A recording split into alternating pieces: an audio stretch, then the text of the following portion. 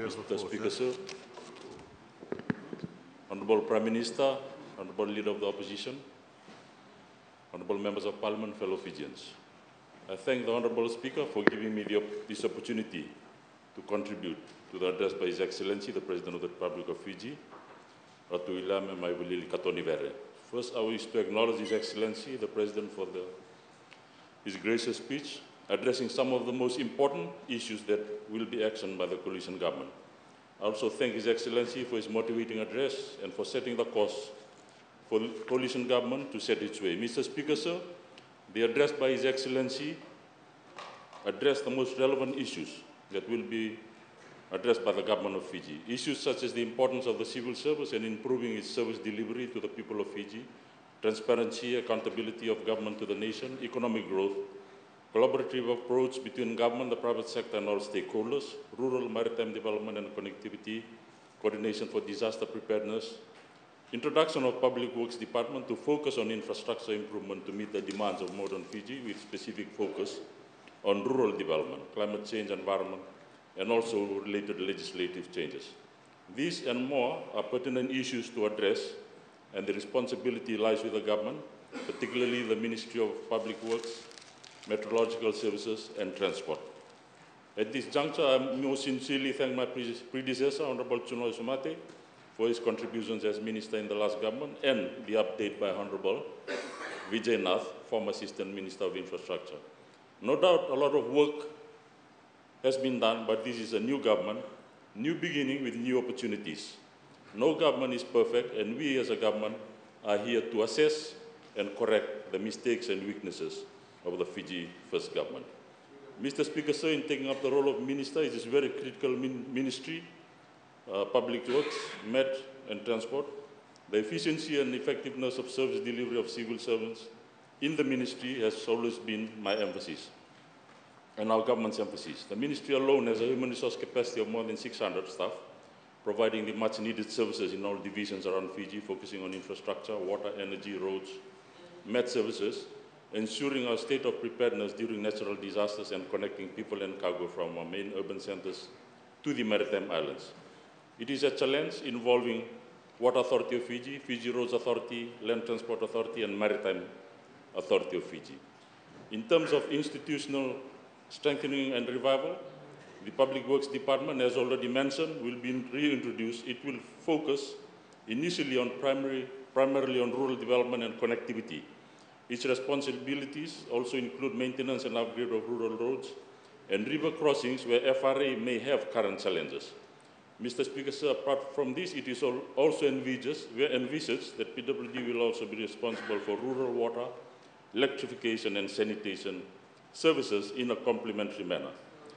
Mr. Speaker, sir, essentially the PWD will be sharing responsibilities with FRA on the maintenance and management of infrastructure, in particularly the 6,375 kilometers network to ensure resilient roads, bridges and jetties. The coalition government has identified that there are roads that have not been maintained well by FRA, such as agriculture and forestry access, tourism-related rural access roads for social obligations, as well as other sector access roads with a total length of 1,300 kilometers located within the two main islands, Witila and Wonoilu.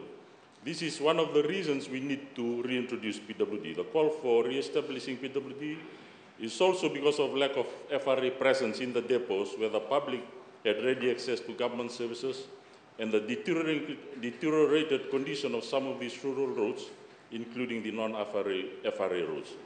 There is an ongoing issue of non-maintenance of rural roads, as mentioned by some honourable members, that greatly affects their basic needs to essential services such as health, education and economic opportunity. It will be a phased approach which will be undertaken to ensure smooth transition.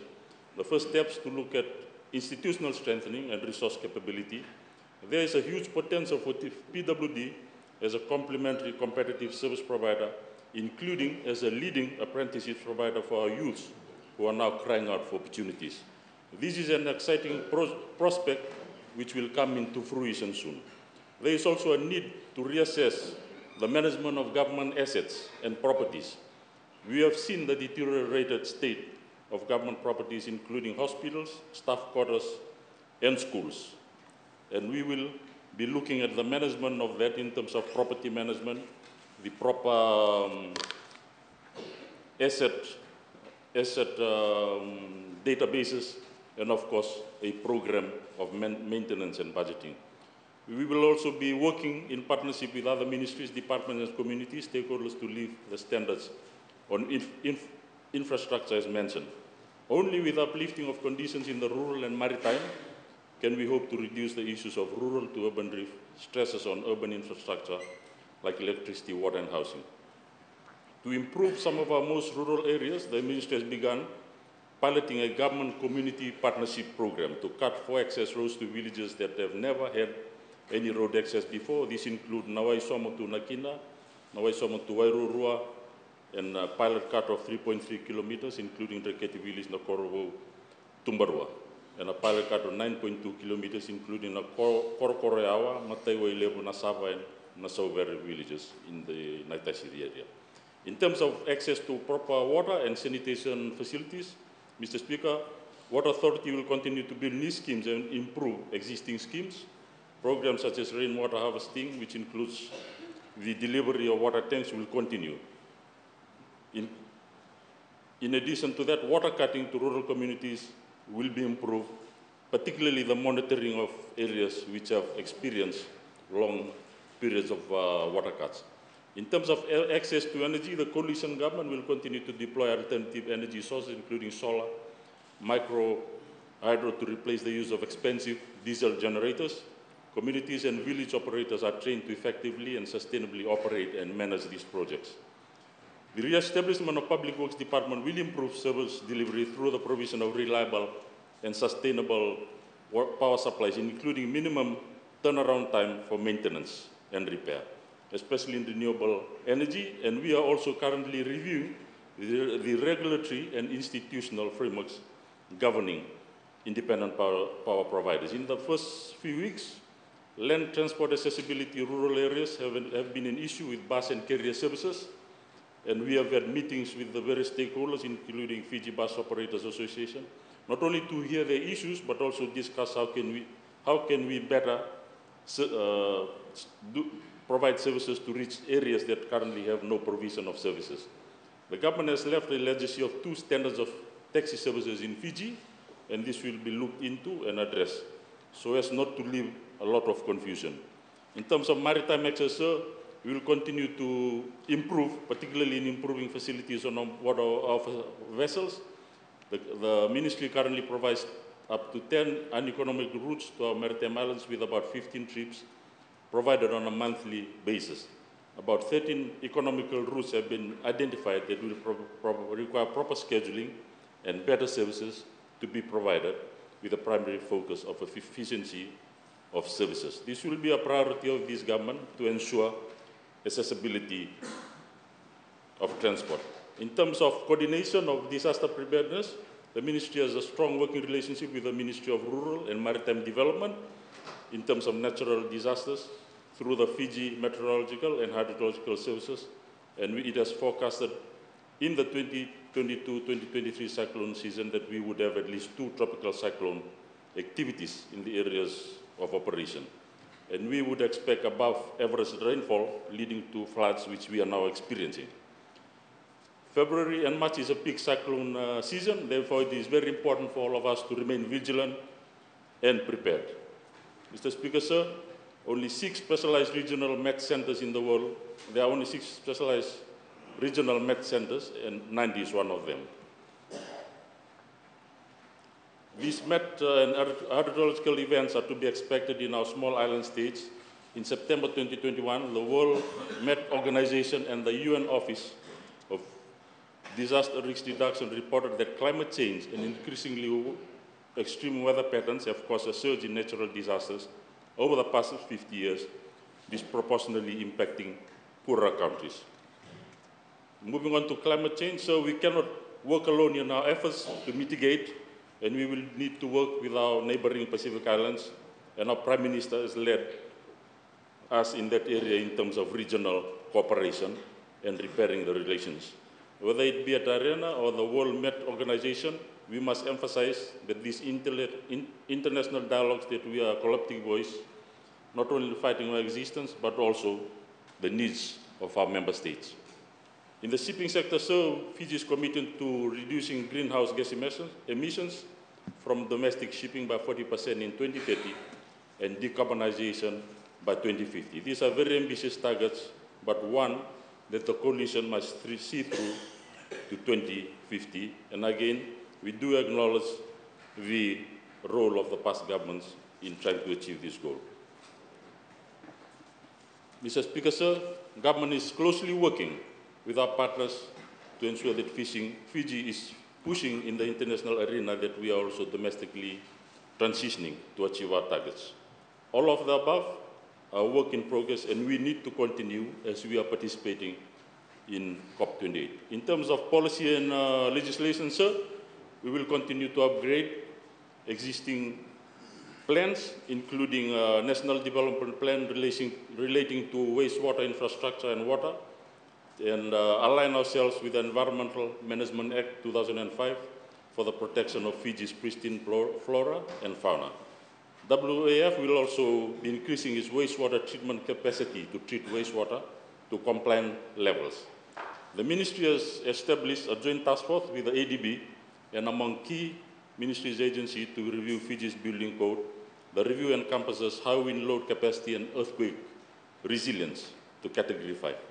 Mr. Speaker, sir, in terms of the energy sector, there will be impetus to accelerate our renewable energy target and now transition to low carbon energy. I have mentioned the blockages which are currently there, and there will need to be consultation with various stakeholders, ministries, particularly regarding the regulatory frameworks in place as related to the independent power producers. Transport, again, is a key driver, and we are working in close collaboration with LT and MSEF in terms of the various provisions in the legislation to be amended. These amendments should not only to assist its customers, but also provide flexibility in implementation. Some current regulations and related processes are cumbersome and subject to abuse. In terms of resilient infrastructure, the new river water supply project scheme, which is designed to alleviate the current water problems in the Nosori-Suba to Lami corridor, is in positive progress, and that is a key infrastructure project, as mentioned by the Honorable Vijay Nath, which was initiated under the last government, and we are committed to continue that and to ensure that it is completed successfully. The last government, Fiji first government. Yeah, sure. In addition, there is also an investment of 13.8 million towards the installation of pipelines from Sawani and the related areas from Viria. And we envisage this project to be completed in June, July. So in terms of transport connectivity, this is again important, and as I mentioned, in terms of the deliveries of LTA, technological enhancement is very important, and the upgrading of its IT systems is an ongoing project, and that is currently being reviewed to enhance our customer services. There is a nationwide consultation to seek the views and opinions of customers so that LTA can better its services. The ministry is working to discuss the outcomes of national consultation, especially in provision of PSV permits. As the government, outgoing government knows, this is a key area of continuous problems and complaints from our customers. And it is the processes are cumbersome, and we are currently reviewing those. And definitely there will be no lottery like the last time, that we will need to go through a more rational process than a lottery. So MSF continues to provide regulatory services, and we will, that also includes training, boat license across the nation, and it is an area which we have seen a lot of engagement with youths. As I mentioned, the revived PWD, there's an emphasis on apprenticeships, and also with MSF in terms of boat master licenses. There is also high potential in that, And there are positive discussions with various investors in terms of investment in those areas. We will rely on the private sector to much needed services to our maritime islands. And we also have our government fleets. So, however, most of them are aged. So there is an assessment of our fleets and assets. And there needs to be a program of asset replacement in terms of our government shipping services, because that is a key area in terms of our maritime connections, sir. So we need to adopt approaches that recognize the unique characteristics of our settlements and communities, and that is why we as a ministry are taking a phase-based approach in terms of our infrastructure ministry reform, and not in a rushed way. And we have initiated various plans and initiatives within the ministry to ensure this is undertaken successfully. There is also a need for a national infrastructure strategic plan, and there is ongoing discussions with our development partners to have that in place, and especially the scoping and initial stages. This is currently lacking and will assist a lot in terms of future guidelines, whatever comes in, including the budgeting element. So, before I end, I would like to also mention a few issues regarding some of the issues which have been raised by the opposition. And a lot of those issues have pointed to, let me just point that out. They have raised issues of ethno-nationalism, Christian nationalism, Itauke nationalism. So I believe that the raising of these issues is an exaggeration of the current situation. The government has come in with its program to address a lot of the issues which need to be addressed. And a lot of this is to address historical injustices and some of the issues which have not been addressed in the past. And I feel that the opposition is creating a picture of instability by raising issues that we have raised and terming it as racist and ethno-nationalism, which is totally the opposite, sir. And there have been issues raised about the 2013 Constitution. The fact of the matter is the 2013 Constitution was born out of a military coup in 2016. And that is, in 2006. So that cannot be denied. And that is an issue that we need to address as a parliament. And if we go back into history, which they have done, we did that when we produced the 1997 Constitution through consultation. And we need to do that too with the 2006 Constitution in order, 2013 Constitution, in order to address the situation created by 2006. And I do support, of course, the calls for consensus building between the opposition and the government to address that, because a lot of the issues in the 2013 Constitution which we are facing today in terms of the removal of some of the 1997 Constitution are ongoing, and we need to address this and not leave it to our children or grandchildren. And it is our responsibility to come together to look at it in a manner which is conducive not only to good governance but also peace and stability in our country. So they have mentioned nepotism and corruption, and a lot of, and also victimization. There is due processes in place, and there have been complaints about some who have been stopped at the airport. That has been done through clear legal processes, through FICA. And there are ongoing investigations lodged formally in terms of complaints to the police. So when we raise Itauke issues, let me remind the House that we are not racist. It is just to address issues pertaining to that community. For example, if we look at it in a rational manner, the Household Income and Expenditure Survey 2019-2020 indicated that 74.8% of the Itauke make up those in absolute poverty. So that kind of statistics needs to make us think as leaders, how do we address this? And it is not racist, it is just a statistics, a fact that we need to raise and address. And there have also, you know, as I mentioned in the 2013 Constitution, there are issues within that which have been imposed and that need to be addressed and consented to or discussed and consensus reached. And there are also various laws and decrees. I can give this to the opposition, about 37, which affect it okay, but have not been, they have not consented to. And that some of them has raised the issue of UN DRIP and ILO 169, which does not apply to Fiji. My point is that it applies because, and they are saying the reason is that because the indigenous are the majority in Fiji.